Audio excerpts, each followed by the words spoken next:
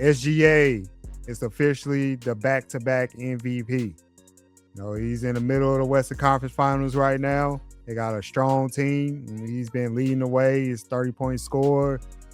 We see him in commercials. We see that he's a great leader on and off the court. So let me ask you this, Randall. Is he undoubtedly, the face of the NBA right now? No. Like, he's been a 30-point scorer for the last several years and been like an MVP caliber player. Like, the numbers speak for themselves. He's been crazy efficient. I think he's shot like 55% from the field, like 40% from three this year. I do think the world of SGA, but there's a certain segment of fans where he's not that popular around the league because of pretty much his foul baiting. Like, he's kind of known for drawing fouls and baiting guys and kind of flopping around a little bit. Or actually a lot, really. He's pretty much known for doing that. So, I mean, and that kind of rubs like a certain segment of fans the wrong way. So, I mean, and I think when it comes to the whole conversation about being the face of the league, like, yes, you can, put up the numbers and even, and like, yes, you'll get some endorsements, like he does, the Met, like he is, he is known for his fashion, the outfits that he wears, so that is a part of his brand. And like, he'll be at the Met galas and like do some of those type of events. So he is known in that sense. So like he is popular, like he does have popularity, like, with, his personality in the fashion world. So he does have that going for him. But there's also when it comes to like watching you play the game, like there's a certain segment of fans that just don't really enjoy watching him play the game. And the thing is that, if you're going to talk about like the iconic players that we talk about in the past, like, whether it's, the Jordans, the Kobe's, LeBron's, or Steph Curry, or even if you go back to the Bird and Magic area, it's like, whether you root for these guys or against these guys, like, they gave you a certain feeling, when you watched them play. And it's not just with him, but I think it's really the whole Oklahoma City team. It's like they're kind of flopping around and doing all that. It really does turn a lot of fans off, and it does make it to be a hard watch, man. I would say this in short. If he wins the finals, if he wins another ring, if you hate it or not, he's the face of the NBA. However, gotta watch out for Wemby, because Wemby is coming right behind him. All right, let's get to the heart of the episode. This is the Floor Seats NBA Conference Finals edition. I am Stacey Carter II, joined by Randall Hamilton. Randall, we got a damn good Western Conference Finals. We're going to get to that.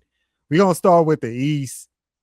The Knicks are up 2-0 against the Cavs, including game one, fourth quarter, and overtime. Man. A 44-11 run for the Knicks to take that game.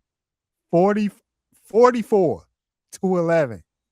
And I think that was you in the chat. So they lost by double digits in overtime too. It's like, they ended up losing. They were up by 23 points with, I think there was about 7 minutes. I think it was like 7:23 left, and they ended up losing that game by double digits in overtime. That's inexcusable. I'm sorry. I know. The game is hard. You got these emotions, the peaks and valleys, but you can't allow a 44-11 run to end up losing by double digits. But I mean, but man, it was just endless attacking with Jalen Brunson and James Harden, man. Like, they just had him in that one-on-one matchup, man. And Jalen Brunson just kept going to work on Harden. It's like, and Harden in that aspect, it's like he looked like he couldn't even move. Like those like in that particular game, like he couldn't keep up at all. And I know, and like the thing is, James Harden, like, we know that his reputation, he has a bad reputation on the defensive end. Like, he's never been known for being like a great defender. Like, to me, the only way Harden can be somewhat serviceable is if he's defending in the post, because that's usually when like he can be able to sneak and reach in and get some steals that way. That's where he can kind of use his body a little bit more. But but he's definitely not going to be the guy that's going to be sliding his feet laterally. So, like, to me, like, with that aspect, and like I put that a lot out on Kenny Atkinson, because to me it's like, you're not, like, you got to make some certain adjustments to be able to get off of that matchup. And And the thing is, you still have, and the thing is, like you guys traded for Keon Ellis at the deadline. Like you can make certain adjustments to where you can put other guys in, or even Tyson can, even somebody like Tyson off the bench can like use his body. So like there's certain guys that you can put in the game that you can try to take him off of that matchup. And another thing is that Kenny Atkinson just inexplicably refused to call a timeout. It's like, bro, like you're not gonna take Yeah, these you gotta timeouts call with it. you in overtime Mm-mm. or into the next game. It's like you're not like they went on a 9-0 run and then he still wouldn't call a timeout, and then that 9-0 run ends up becoming like a 16-1 run. So it's like you just can't like you at some point as a coach you gotta stop the bleeding and just and just be able to regroup, catch yourself, and and honestly even let your guys catch a breather, man. Like in these playoff games, like you guys just went through a 7 games. You guys have gone through 7 game series the first 2 rounds. It's like you guys are a little, the team's probably worn down a little bit. So yeah, like at least call a timeout to at least get a little bit of a breather. To follow that in game two, the Knicks win 109-93. So the Cavaliers lost by 16. So now going game three, we flipping it to Cleveland. Do you think the Cavaliers can come back from this 2-0 hole and make this a series? Tie it up by the time they done in Cleveland, or do you think this is a foregone conclusion based off the 2 games they just played that this is over? This is the next time they go into the finals. I think this is the next time. I think I wouldn't be surprised if the Knicks wrapped it up in 4. And you're talking about a New York Knicks team right now that's won 9 consecutive playoff games. Like the Knicks are absolutely rolling. I mean, Jalen Brunson. I mean, obviously we talked about in game one, what he did to James Harden, but I mean, Jalen Brunson, like that's his. I mean, that's what he does in the fourth quarter. Like he is. In my opinion, I think Jalen Brunson is the most clutch player in the game. He comes through time and time again for that team. He's the heart and he's the heart and soul of that team. Ever since he's arrived there, he has really been the tone culture setter for that team. And Mikal Bridges, the last couple, he struggled a little bit in the Atlanta series, but now in the Sixers series and in this series, Mikal Bridges is showing he's showing his value. It's been awesome to see the crowd and the fans in New York City. The city's been going is electric right now. They haven't been to the finals since '99. We may possibly get a Spurs Knicks rematch. We could. We'll see. We'll stay tuned to see about that. But I do think the Knicks. I think the Knicks will be moving on to their first NBA Finals since '99. Yeah, me too. I picked the Knicks to win, but I think I'm expecting the Cavaliers to turn this around in Cleveland. They got, I mean, for what it's worth, they got a pretty good team, but I feel like the weaknesses are showing versus the Knicks. But first of all, they're not that good defensively. Like you already said, James Harden and Donovan Mitchell are not good defensive guys. So Jalen Brunson, Mikal Bridges, OG, Josh Hart, who just had 25 in game two, they can attack them. And then, like you said, the adjustments from Kenny Atkinson. I'm looking at the box score. The separation came in the third quarter where the Knicks outscored them 32-21. So if you're the Cavaliers, besides Donovan Mitchell, who's going to like get that bucket? It has to be James Harden because Mm-hmm. nobody else on the Cavaliers can get a bucket on their own when stuff breaks down. Like go 1-on-1. Let me go to the line. Let me drive the ball in. Let me step back, hit a three. Like who else can do that besides your 2 starting guards? And that's where the separation come in. But I mean, the thing is that in yesterday's game, like they were going to Mobley and Allen like early on, and then they ended up stop going to him. Like I mean, because they haven't, because when Cat's in the game, like you can exploit that matchup with Mobley and Allen, but but in the second half, they just and I know Donovan Mitchell and James Harden, they both need the ball in their hands, so sometimes they'll move away from that, and then they start getting into wanting to do their one-on-one matchups, and then that leads you to going away from what worked in the first half. And because I mean the Cavs were ahead like at certain points in the first half, Because the other team gets on the run, then they feel like, okay, like we got, then the star player feels the responsibility, like, all right, I gotta, Yeah, stop the bleeding. And then when right. you're not able to stop the bleeding, then that's Yeah, when that's things could, right, that's when right, things right. can spiral out of control.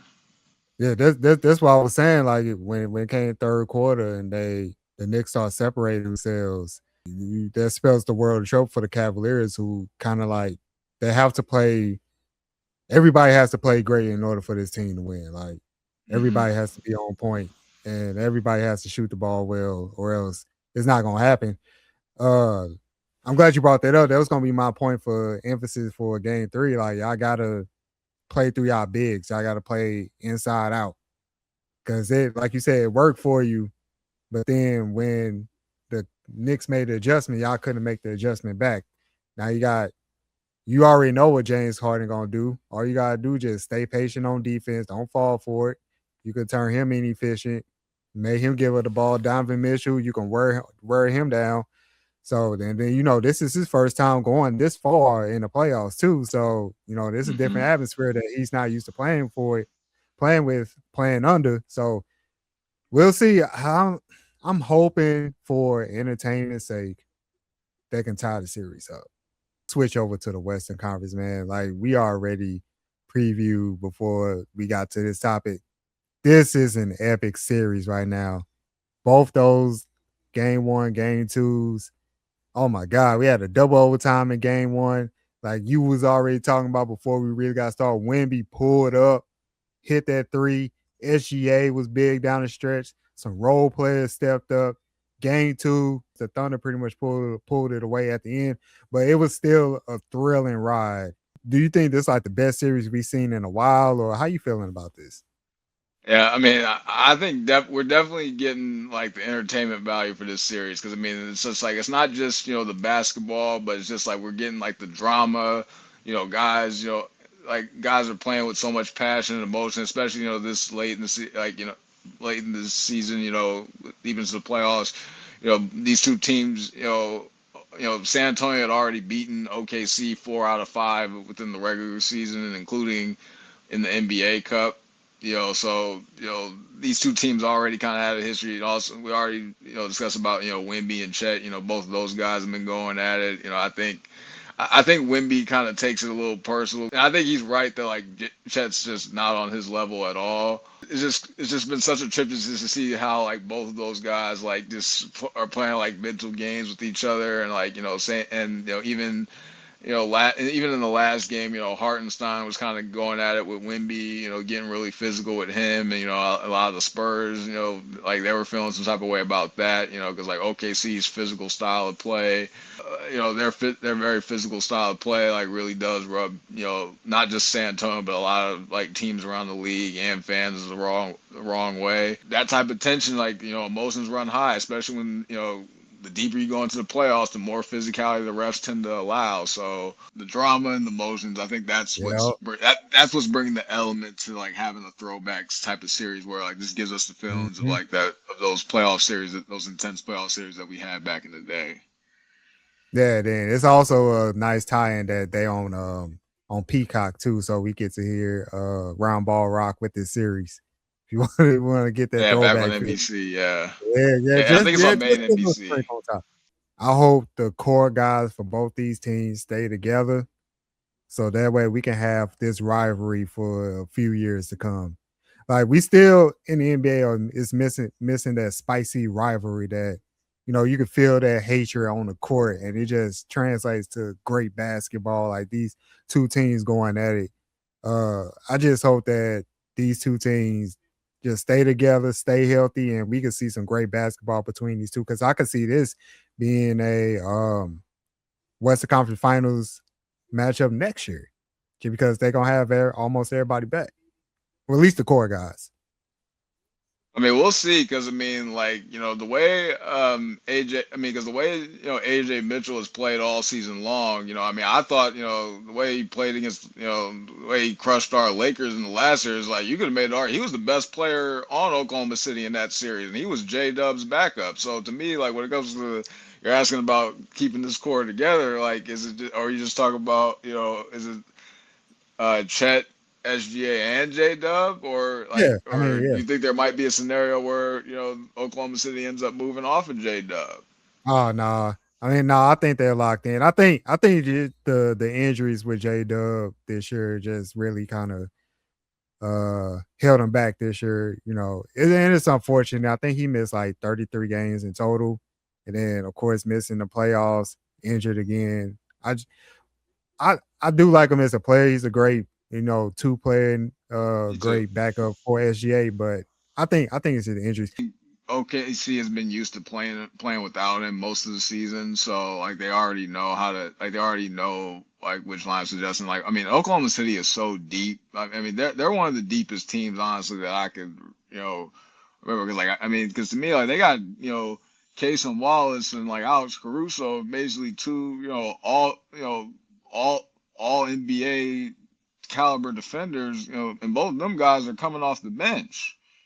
They got they got a young McCain who's basically a sniper coming off the bench just raining threes and just like a instant offense off the bench. So it's like I mean they just have so many guys that can come in and step up and fill the gap. So it's like I still think I don't think.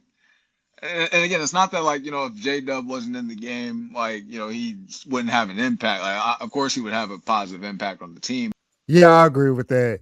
Even though he is an important piece, I feel like the Thunder are disciplined enough and deep enough to withstand his absence. That's why I picked them to win the series. Ultimately, I feel like their depth is better than the Spurs depth. Spurs, you got Wemby, but then like De'Aaron Fox, but then you got like a lot of young guys who still gotta like kind of prove it, that still needs those reps like a Stephon Castle. Dylan Harper is dealing with an injury. Then can you trust Champagne to hit threes when you need them? Not quite sure. He was off the mark in game two quite a bit. So that's why I picked the Thunder. But I'm also hoping for a 7 game series. Like I said, I've been this been great basketball so far between these two teams. Yeah, I originally picked OKC in seven, so I think I will stick to that. Like you're kind of starting to see Oklahoma City's experience start to factor into play, where it's like they know how to handle a lot of these situations.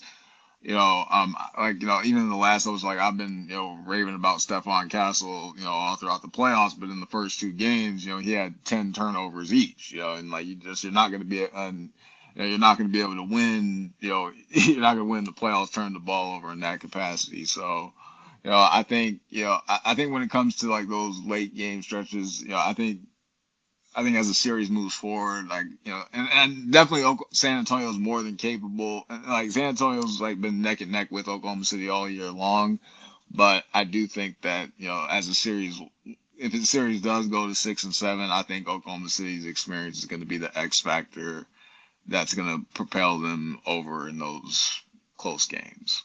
Now let's go to a bit of a heavy story here, a controversial story. The Dallas Mavericks fired Jason Kidd, their now former head coach. Jason Kidd had a pretty good run with the Mavericks, went to the NBA Finals. It's been some couple things that come about that surrounding that firing. First, he was reported to go to like a job in like the front office. He was trying to interview for that, go for that. He didn't get the job ultimately, so maybe they felt like he didn't want to be the head coach no more. And then I don't know if you saw it, but Michael Carter Williams, his former player with the Hmm. Milwaukee Bucks, came out and said something like, "Hey, I tried to tell y'all years ago that it was gonna happen." Basically, with Jason Kidd, and thing that been coming out about him is like he's a very very smart guy, very smart head coach, but his personality and his attitude will weigh you down heavily in months and years to come. And I don't know if that was the case with the Mavericks now. You got a team that, yeah, you got your franchise cornerstone maybe in Cooper Flag, but you still got a lot of question marks everywhere on the roster. Like, what do you do with Kyrie Irving? Then you had the whole Nico thing with the Luca trade, and you had things like that. So the question is, Randall, do you agree with the Mavericks moving on from Jason Kidd?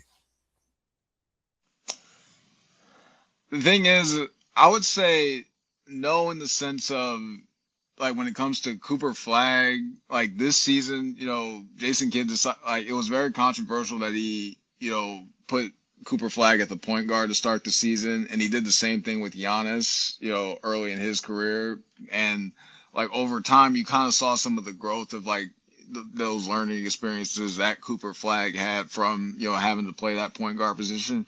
You did see that as the season went on, like he continued to get better and better and better. So I do think that having a coach like Jason Kidd could have definitely helped with Cooper Flag's development. But at the same time, Dallas did bring in Masai Ujiri to take over, like to be the president. I think he's the president of basketball operations and GM of the team now. So and obviously he has championship experience with the Raptors, and he also had a pretty good track record even in Denver, when George Karl was there too. So because Masai Ujiri is taking over, typically, whenever a new GM or president takes over, it's like they typically want to bring in their own guy as the head coach. So I can't. So from that aspect, I can't necessarily say I'm that surprised. So I think there's certain instances where, like, whenever somebody wants to bring in their own guy, you could, it ends up being the question where it's like, the guy that's from the old regime that's still, and Jason Kidd, right or wrong, he's still a remnant. He's still basically a leftover from the Luka era, and I think it looks like the Mavs organization wants to steer. They want to steer clear of all the reminders of the Luka Doncic era, and they just want to just have a clean slate with the Cooper Flag era. So I can see where basically Jason Kidd basically ended up being the sacrificial lamb, like under the new regime. Unfortunately. And it's basically the cold way that the business works in the NBA. Yeah, yeah. Far as X's and O's, I do like Jason Kidd, but then like sometimes it's that Titanic iceberg theory when it comes to stuff like this. Like we just don't see what goes on underneath, like underneath the surface, and there's probably like one of those things that happen. But then also I kind of agree with you saying too, in the sense that he's part of that old regime, and then you just really want to start over, because I do see the Mavericks trying at least to move on from Kyrie Irving during the summer, so to really start everything over. Yeah, but also my thing is like, what direction do you go in now if you're the Mavericks? Because you don't really have an attractive job right now. Like the place is not that attractive. Your biggest sale is Cooper Flag.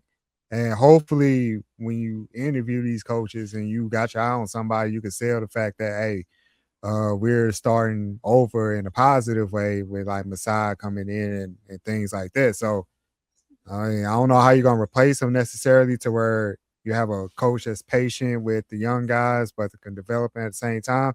I wanted to throw his name out at you because we saw Jamal Mosley went to the Pelicans from the Atlanta Magic, and essentially it's like kind of the same thing. I want to throw this name at you, Billy Donovan, coming from the Chicago Bulls.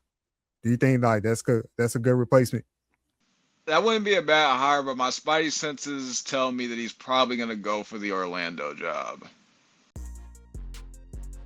In order to get Giannis, the article that I got this from says the Lakers should trade away 3 of their first round picks and Austin Reeves.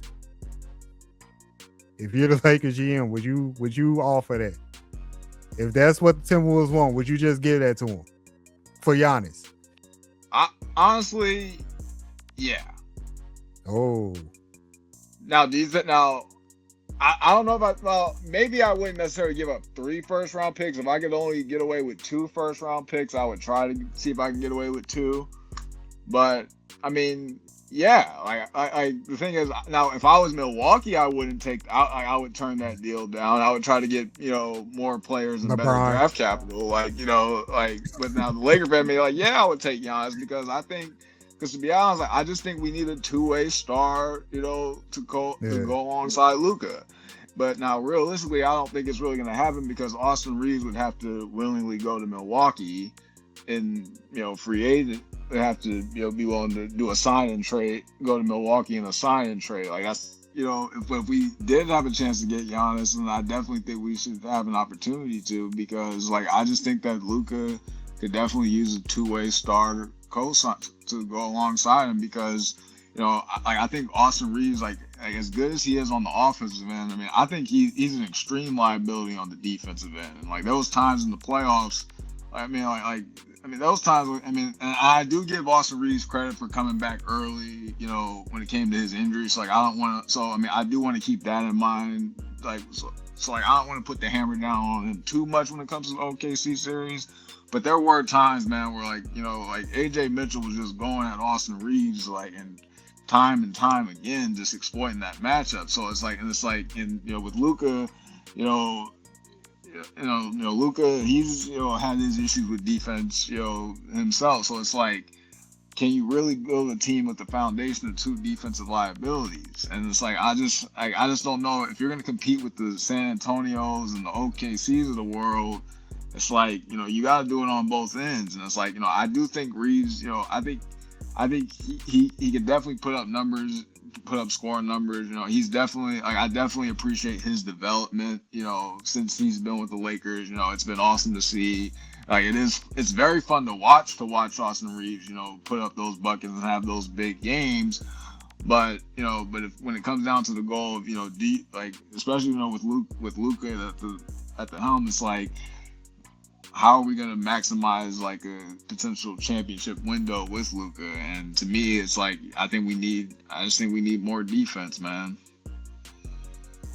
Well, all due respect to Austin Reeves, if Giannis want to come on my team and they ask for Austin Reeves, I'm trading for Giannis. I'm sorry, I'm doing it. But now my bonus question to you is, let's say in that scenario they do get Giannis, the Lakers do, you got Luka. What do you do with LeBron? I think Bron would probably. I think he'd want to run it back with Luka and Giannis. Yeah. Like, I think he wants. I can't see him turning. Right. I think he'd work it out to where it's like, let me see. This might be fun. Let me see if I can dip my toes into this and just like sign for a little bit less and see how this works. Right. I was about to say that. Yeah, I was about to say, hey, you take a little pay cut. Maybe like about $20 million, skim that off a little bit, maybe, and then, hey, run it back. Mm-hmm. And we'll see what they do with the cap space to bring some guys in. So it should be exciting, I think. Absolutely, it should be a great all season. It should be a great draft. We got that to look forward to. This is the Floor Seats here on Stacey on Sports on our YouTube channel. I am Stacey Carter II, joined by Randall Hamilton. Follow us everywhere on social media at Stacey on Sports. As far as the floor seats, the next episode will be about the NBA Finals. We still don't know who's going to make it, but it should be an exciting road ahead. Until next time, we appreciate y'all for watching. Stacey on Sports. Follow us everywhere. Subscribe to the channel.